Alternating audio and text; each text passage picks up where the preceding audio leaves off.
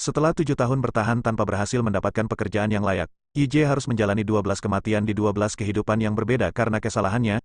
Bagaimana ia menjalani hidupnya? Dan ini adalah Dead Game episode 1. Kisah dimulai ketika Yi Jae berangkat untuk melamar pekerjaan ke perusahaan Taekang, yaitu perusahaan besar di Korea.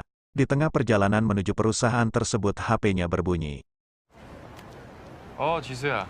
내 남자 진짜 너무 멋지고 대단하다. 떨리네. 그냥 오빠 모습 그대로만 보여주고 와. 고마워, 지수야. Dan ternyata itu adalah telepon dari sang kekasih, yaitu Ji-sun.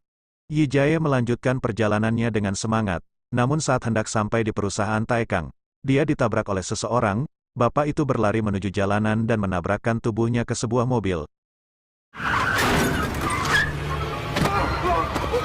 Yi Jae ketakutan melihat kondisinya yang berlumuran darah. Hal ini membuat mentalnya terganggu saat wawancara.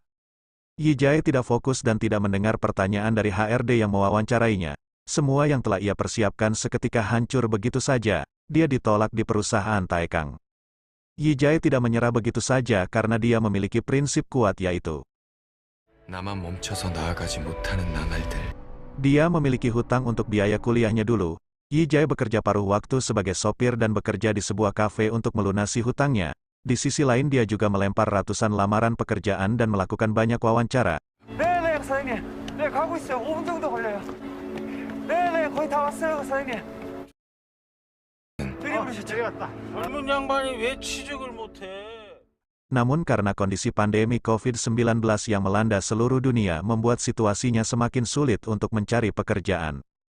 Setelah melamar pekerjaan dan wawancara ratusan kali selama 7 tahun berlalu, Yi Jae akhirnya mendapat kesempatan untuk wawancara di perusahaan Taekang lagi. Kali ini ia tidak gugup seperti 7 tahun yang lalu dan dapat menjawab pertanyaan yang diberikan kepadanya. Yi Jae diterima. Selain itu, dia juga melakukan investasi di perusahaan ini dan menghabiskan tabungannya dengan harapan mendapatkan keuntungan. Namun setelah wawancara selesai, temannya menelponnya. 왜? 작전인지 뭔지 거기 가담해서 뭘 찌르라고 이 새끼야! 개새끼가! 네가 나한테 어떻게 이럴 수가 있어! Yi Jae pun kehilangan semua uang yang dia punya karena ditipu oleh orang dari perusahaan Taekang. Yi Jae sangat marah dan melaporkan kasus ini ke polisi karena semua uangnya telah habis dibawa kabur. Namun polisi tidak bisa melakukan penangkapan terhadap orang yang menipu Yi Jae karena itu adalah investasi dan hukum di Korea tidak dapat menangkap orang tanpa bukti yang kuat. 법이 그래요. 그런 법이 어딨어요!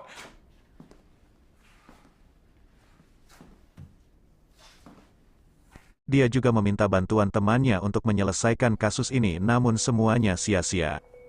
Yi Jae pulang dengan keadaan hancur dan tak disangka dia melihat pacarnya Ji-sun sedang kencan buta dengan laki-laki lain. 와.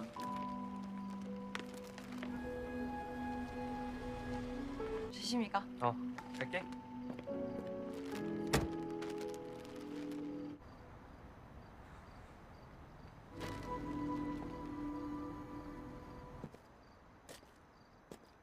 야, 집까지. 근처에 일이 있어가지고. 너 술 마셨어? 나는 뭐 오늘 같은 날 술도 못 마셔?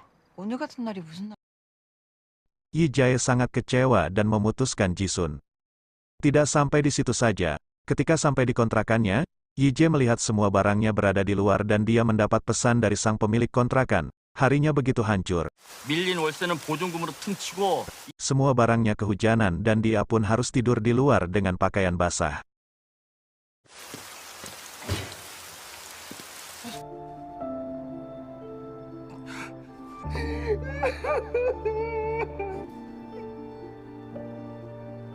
Malam harinya Ji-sun membulatkan niat untuk mengakhiri hidupnya agar semua permasalahan hidupnya selesai. Dia melompat dari gedung tinggi dengan meninggalkan HP dan surat wasiat.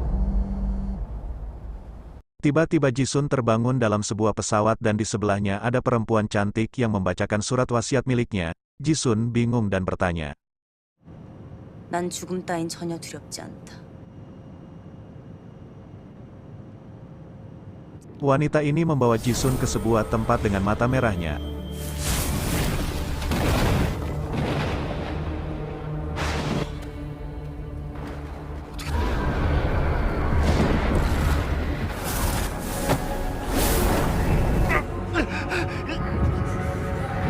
dan dia menjelaskan dirinya adalah maut, dan akan menghukum Jisun. Dirinya dilempar ke lautan darah.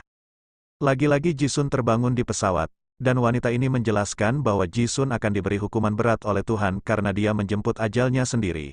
Wanita itu menghilang dan kemudian pesawat Jisun bergoyang dahsyat, karena menabrak awan.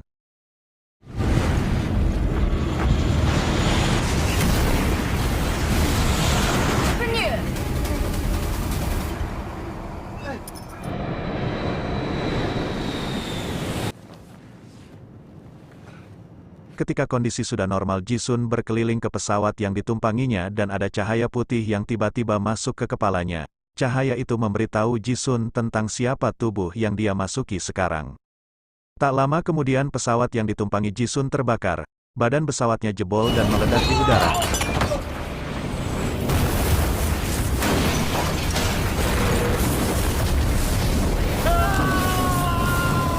Maut menjelaskan bahwa Jisun bisa hidup kembali jika dia berhasil selamat dari 12 kematian di 12 kehidupan yang berbeda. Namun jika gagal dirinya akan masuk ke dalam neraka. Maut juga mengajak Jisun untuk mengunjungi neraka. Di sana dirinya sangat menyesal dan ketakutan akan kematian yang dia jemput sendiri. Kemudian Maut menembakkan peluru ke kepala Jisun dan berkata kalau Jisun hanya memiliki 11 kesempatan lagi dan Jisun terbangun sedang terbang di udara. Kemudian cahaya putih itu kembali memberi memori tentang tubuh yang dimasuki Jisun. 내 이름은 송재석, 38살이다. 항상 위험에 도전하는 인생을 살았다. 시절부터 익사이팅 스포츠를 좋아하던 나는 Dirinya sangat optimis akan berhasil mendarat dan selamat dari kematian selanjutnya, namun apa yang terjadi? 내가 꼭 성공해서 30억으로 새로운 인생 다 왔다!